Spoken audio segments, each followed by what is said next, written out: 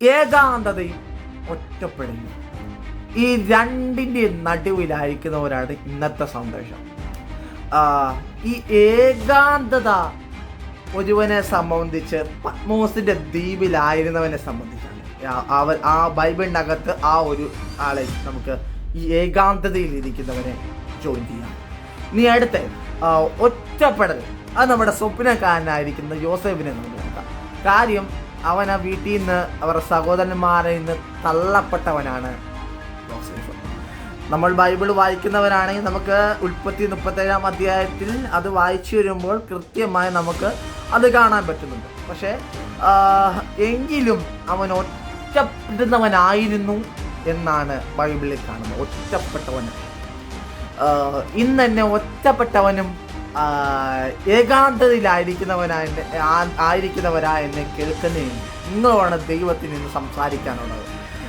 എന്താണെന്ന് വെച്ച് കഴിഞ്ഞാൽ, നിങ്ങളുടെ ഒറ്റപ്പെടലുകൾ നിങ്ങളെ നാളുകൾ ദൈവം അനുഗ്രഹിക്കുന്നു എന്നുള്ള തെളിവാണ്. നീ ഏകാന്തതയിലായിരിക്കുന്നവർ നാളുകൾ ദൈവത്തിൽ നിന്നെ കത്തിച്ചെടുക്കാൻ ആഗ്രഹമുണ്ടെന്ന അതിൻ്റെ അർത്ഥം. രണ്ട് രീതിയിൽ നിന്ന് ഞാൻ പറഞ്ഞു കഴിഞ്ഞാൽ ഏകദേശം നിങ്ങളെ രണ്ട് രീതിയിൽ നിൽക്കുന്നവരെ ദൈവത്തിന് അടുത്ത തലമുറകളെ വാർത്തെടുക്കാൻ വേണ്ടി കത്തിച്ചെടുക്കുന്നു എന്നുള്ളതാണ് ഹല്ലേലൂയ നമ്മൾ വിശ്വസിക്കേണ്ട ഒരു കാര്യം. നമ്മുടെ ചിന്താ മനോഭാവങ്ങൾക്ക് മാറ്റം വരേണ്ടതായിട്ടുണ്ട് ദൈവമക്കളെ. എന്നെ കേൾക്കുന്നവർ, നിങ്ങൾ എന്നെ കേൾക്കുന്നവർ ഒരു കാര്യം ശ്രദ്ധിക്കുക. നമ്മുടെ ചിന്തകളിൽ നമ്മൾ പതിയേണ്ട സമയമായി. കാര്യം നമ്മുടെ ആഗ്രഹത്തിന് ഒത്തവണ്ണമല്ലായിരിക്കും നമ്മുടെ ലൈഫ് മുമ്പോട്ട് പോകുന്നത്. ഒരിക്കലും സെയിം ട്രാക്കിലല്ലായിരിക്കും നമ്മുടെ ലൈഫ് മുമ്പോട്ട് പോകുന്നത്. ഉദാഹരണത്തിന് നിങ്ങൾ ട്രെയിൻ തന്നെ എടുത്തു. അത് ഇപ്പോൾ ഒരു ട്രാക്കിലാണെങ്കിൽ കുറച്ച് കഴിയുമ്പോൾ ട്രാക്ക് മാറി ഓടും. കാര്യം അവർ ഓടിക്കൊണ്ടിരിക്കുന്ന ട്രാക്കിൽ വേറൊരു ട്രെയിൻ വരുവായിരിക്കും. വേറൊരു ട്രെയിൻ വരാനുള്ള ചാൻസ് ഉള്ളത് കൊണ്ടാണ്, അല്ലെങ്കിൽ ആ ട്രാക്കിൽ എന്തെങ്കിലും തകരാറുള്ളത് കൊണ്ടാണ് അവർ മാറി സഞ്ചരിക്കുന്നത്. ഞാനൊരു കാര്യം വ്യക്തമായി നിങ്ങളോട് വിളിച്ചു പറയാൻ ആഗ്രഹിക്കുകയാണ്. നിങ്ങളിപ്പം ഓടുന്ന ട്രാക്കിലല്ലായിരിക്കും നാളുകൾ നിങ്ങൾ ഓടുന്നത്. ഇപ്പം നിങ്ങൾ നടക്കുന്ന വഴിയല്ലായിരിക്കും നാളെ നിങ്ങൾ നടക്കുന്നത്. ഇപ്പം നിങ്ങൾ ചിന്തിക്കുന്ന മേഖലകളിലായിരിക്കും നാളുകൾ ദൈവത്തിൽ നിങ്ങളെ നടത്തുവാനുള്ളത്.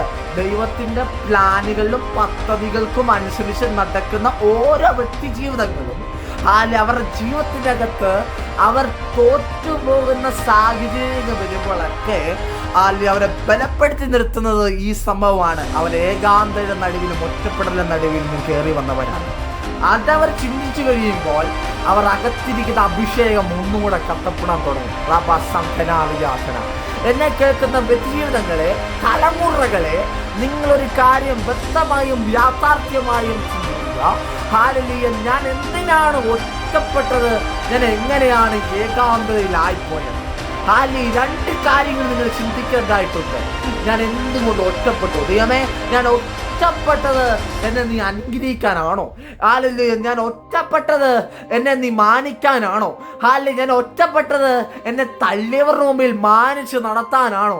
ഹല്ലേലൂയ, ഞാൻ ഒറ്റപ്പെട്ടത് എന്നെ ദൈവം ധാരാളമായി സമൃദ്ധിയായി അനുഗ്രഹിച്ച് നിർത്താനാണോ എന്നും കൂടെ നമ്മൾ ചിന്തിക്കേണ്ടതായിട്ടുണ്ട്. ഈ ഏകാന്തതയിലായിരിക്കുന്നവരെ സംബന്ധിച്ച് ഹല്ലേലൂയ, പത്മോസിന്റെ അകത്ത് കിടക്കുമ്പോഴൊക്കെ ഹല്ലേലൂയ നിങ്ങളൊക്കെ ചിന്തിക്കേണ്ട ഒരു കാര്യമാണ്. ഹല്ലേലൂയ, എന്തുകൊണ്ട് ഞാൻ ഏകാന്തതയിലായിരുന്നു, എന്തുകൊണ്ട് ഞാൻ ഏകാന്തതയിലായിരിക്കുന്നു? ഹല്ലേലൂയ, എന്തിനെയൊക്കെ സംബന്ധിച്ച് വരുന്ന വിഷയമാണ്. ഹല്ലേലൂയ, നിന്നെ ഞാൻ അവിടുന്ന് കത്തിച്ച് വെളിയിലിറക്കും എന്നുള്ള കാര്യം. ഹല്ലേലൂയ, ആ കാര്യം നിങ്ങൾ വിശ്വസിച്ച് കഴിയുമ്പോൾ, അതിൽ നിങ്ങൾ ഉറച്ചു കഴിയുമ്പോൾ, അതിൽ നിങ്ങൾ ബലപ്പെട്ട് കഴിയുമ്പോൾ, അതിൽ നിങ്ങൾ ആയിക്കഴിയുമ്പോൾ ഹല്ലേലൂയ, നിങ്ങൾ പത്മോസിൽ നിന്ന് വെളിയിറങ്ങും. ഹല്ലേലൂയ, നിങ്ങളെ പത്മോസിൽ നിന്ന് വെളിയിറക്കുന്നത് ഹല്ലേലൂയ നാളുകളിൽ നിങ്ങൾ കൺട്രോൾ ചെയ്യുവാൻ കഴിയത്തില്ല എന്ന് നിങ്ങൾ വിശ്വസിക്കണം. പത്മോസിൽ നിങ്ങൾ ഇപ്പമായിരിക്കുന്നത് എന്നേക്കുമായി നിങ്ങൾ പത്മോസിലായിരിക്കാനല്ല.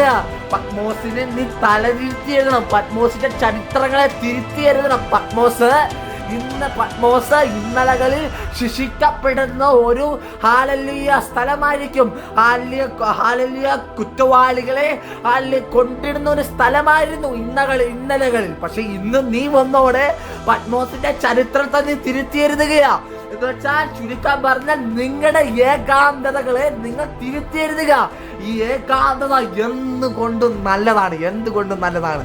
ഇങ്ങനെ പറയുന്ന ഒരു കാലഘട്ടം നമുക്ക് വെളിപ്പെടും. എന്നേക്കുമായി നമ്മളൊരു സ്ഥലത്തിരുന്ന് മാത്രം ഒതുങ്ങപ്പെട്ടു പോകാനുള്ളവരല്ല ദൈവമക്കളെ.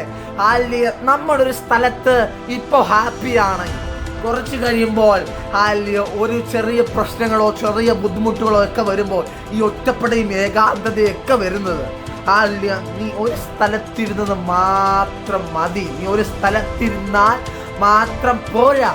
നീ അടുത്ത സ്ഥലത്തേക്ക് സഞ്ചരിക്കാനുണ്ട്, നീ അടുത്ത സ്ഥലത്തേക്ക് മൂവ് ചെയ്യാനുണ്ടെന്നുള്ളതാണ് അതിന്റെ അർത്ഥം. നിങ്ങൾ അധികാരത്തിൽ കയറുന്നത് വിളിച്ചു പറ.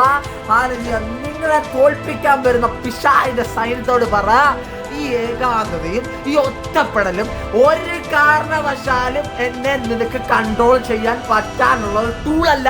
ഇത് എന്നെ കത്തിക്കാനുള്ള ടൂളാണ് ഈ ഏകാന്തതയും ഈ ഒറ്റപ്പെടലും.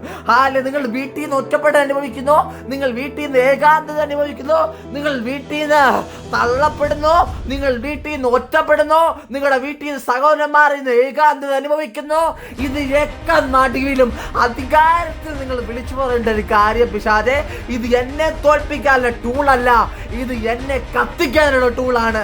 എന്നെ നീ അഭിഷേകത്താൽ നിറയ്ക്കാനുള്ള ടൂളാണ്. നീ തലമുറകൾ കേൾക്കുക, മാതാപിതാക്കൾ കേൾക്കുക, മാതാപിതാക്കളെ തലമുറകളെ, നിങ്ങളുടെ കോളേജ് ലൈഫിന്റെ അകത്തും അല്ല, നിങ്ങളുടെ മാതാപിതാക്കളെ നിങ്ങളുടെ സഹോദരന്മാരുടെ ഇടയിൽ നിന്നും ബന്ധുക്കളുടെ ഇടയിൽ നിന്നും നിങ്ങളൊക്കെ ഒറ്റപ്പെടൽ അനുഭവിക്കുന്നോ, ഏകാന്തത അനുഭവിക്കുന്നോ എങ്കിലും ഇതിന്റെയൊക്കെ നടുവിൽ നിങ്ങൾ വിളിച്ചു പറ, നോ ഇതെന്നെ കത്തിച്ചെടുക്കാനുള്ളതാ, ഇതെന്നെ ബലപ്പെടുത്താനുള്ളതാ, ഇതെന്നെ അനുഗ്രഹിക്കാനുള്ളതാ എന്ന് നിങ്ങൾ വിശ്വസിക്കുക.